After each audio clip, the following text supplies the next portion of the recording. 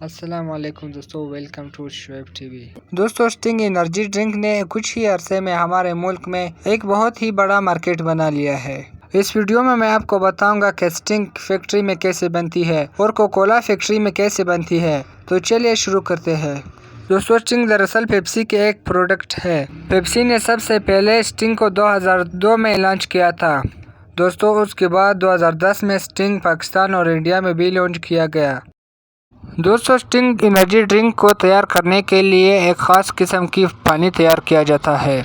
इसमें पानी की क्वालिटी का बहुत ख्याल रख दिया जाता है कि पानी में कोई बैक्टीरिया मौजूद ना हो।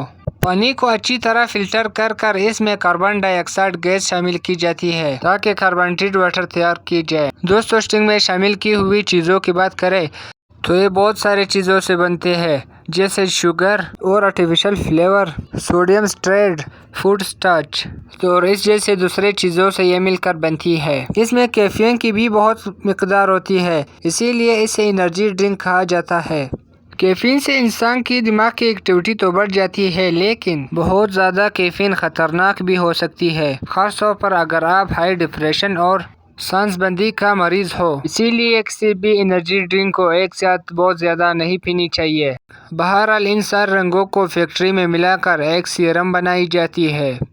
दोस्तों, इसके बाद इस सीरम को कार्बोनेटेड वाटर में मिक्स करने की बारी आती है। बहुत सारे मशीनों के जरिए इन सब को मिक्स कर दिया जाता है। फिर उसके बाद फैक्ट्री में ही स्टिंग की क्वालिटी की चेकिंग की जाती है। अब इसकी बारी आती है कि स्टिंग को फैक्ट्री में बोतलों में किस तरह भरी जाती है। दोस्तों, मशीनों के जरिए बोतलों को एक एक करके भरी जाती है। इसके बाद स्टिंग से भरी हुई बोतल्स एक सीधे बेल्ट पर जा रही होती है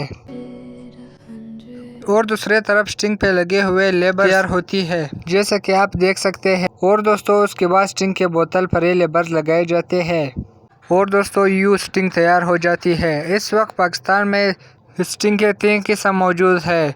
एक ब्लू, रेड, ग्रीन कलर के है। और दोस्तों, अब चलते हैं कोकोला की फैक्ट्री की तरफ। दोस्तों, कोकोला दुनिया में सबसे ज़्यादा बिकने वाली सॉफ्ट ड्रिंक है। कोका कोला 200 से ज़्यादा मुल्कों में अवेलेबल है। हर दिन दुनिया में 200 अरब से ज़्यादा कोका कोला की बोतल्स बिकती है। इस वीडियो में मैं आपको बताऊंगा कि कोका कोला फैक्ट्री में कैसे बनती है, लेकिन उससे पहले हम कोका कोला की तारीख पर बात करेंगे। कोका कोला बनाई किसने, ये पहले दवाई क्यों होती थी। दोस्तों, 1880s में अमेरिका में लोग डॉक्टर के पास जाने के बजाय अपने घर में ही अपने इलाज करते थे। इसी दौर में कुछ केमिस्ट इस चीज़ का फायदा उठाकर अपने घर में ही दवाइयाँ बनाकर लोगों को बेचते थे। कोका कोला भी उन्हीं में से एक थी। कोका कोला को 1886 में एक आदमी जॉन बेनेटन ने बनाई थी। ये एक केमिस्ट था। इसी की एक कंपनी थी जिसका नाम पेमेंटन केमिकल कंपनी था। जॉन पेमेंटन का दावा था कि कोकोला को पीने से बहुत सारी बीमारी खत्म हो जाती है, जैसा कि सर दर्द या पेट दर्द। वक्त गुजरने के साथ साथ कोकोला बहुत मशहूर होती गई। 1891 में एक आदमी ऐसा ग्रिक्स ने कोकोला को खरीद लिया था।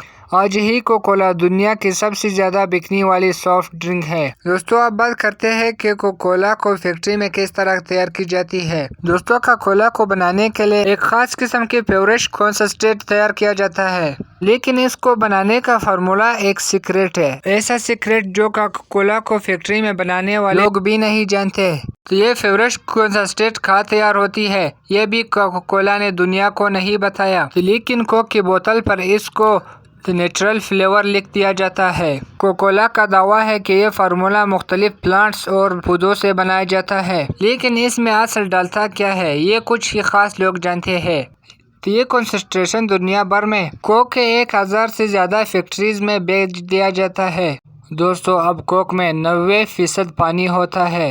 यही पानी कोक को बनाने के लिए बहुत अहम है। ये पानी हर फैक्ट्री में अलग अलग जगह से आता है, इसीलिए ज़रूरी ये होता है कि कोक की हर फैक्ट्री में पानी की क्वालिटी एक जैसी हो। तो इसके लिए कोक की फैक्ट्री में पानी को सैनिटाइज किया जाता है और फिर नैनो फिल्ट्रेशन प्रोसेस से गुजारा जाता है ताकि कोक की हर फैक्ट्री में पानी की क्वालिटी एक जैसे ही हो। दोस्तों, इसके बाद कोक की फैक्ट्री में एक कोड इंटर किया जाता है और पानी इस बड़े से बर्तन में गिरना शुरू हो जाते हैं। इसके बाद कोक के तीसरे अहम आइटम स्वीटनर वाटर को और उसी सिगरेट कंसंट्रेशन को मिलाने की बारी आती है। दोस्तों, दुनिया के कई ममालिक में कोक स्वीटनर के तौर पर चीनी का इस्तेमाल करते हैं, लेकिन कुछ ममालिक में जैसा कि अमेरिका में चीनी की बजाय हाई फ्रूक्टोज सिरप का इस्तेमाल करते हैं, क्योंकि ये अमेरिका में आसानी से मिल जाता है और इनको सस्ता भी पड़ता है। कोक की फैक्ट्री में हजारों लीटर बड़े टैंक्स मौजूद होते हैं, जिसमें पानी, स्वीटनर और उसी सिगरेट कंसंट्रेशन को मिलाया जाता है।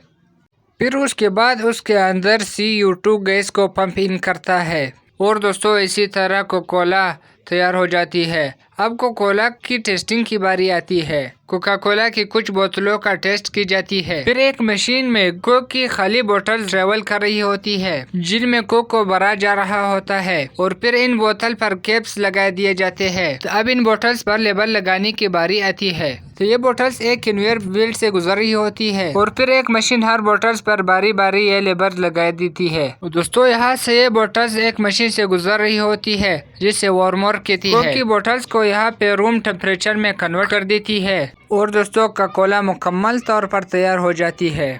वीडियो देखने के लिए शुक्रिया। अगर आप मेरे चैनल पे नए हो तो चैनल को सब्सक्राइब कर देना और बेल आइकन को भी दबाना, ताकि इस तरह इंटरेस्टिंग वीडियो की नोटिफिकेशन आप तक पहुंचती रहे। मिलते हैं अगली वीडियो में, तब तक के लिए अल्लाह हाफिज़।